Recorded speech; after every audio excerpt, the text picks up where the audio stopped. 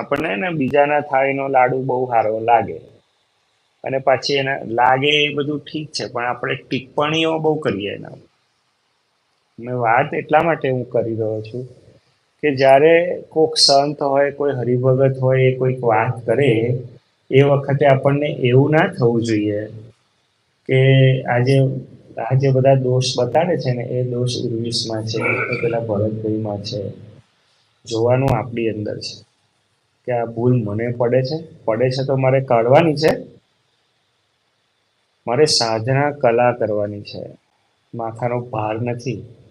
ઘણા બધા ભણવા જાય ને તો ધક્કો મારી મારી મોકલવાના.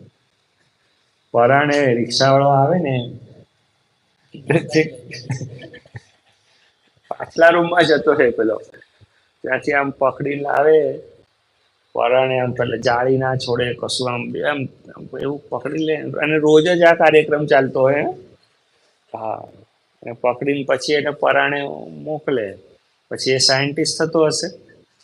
એ બહુ 10મે જાય, 12મે જાય, પછી જે 13મું તો જુએ જ નહીં એ. અને જે દોડીને જાય, એના જીવનમાં કઈ નિર્માણ છે. સાધના સ્વામીજી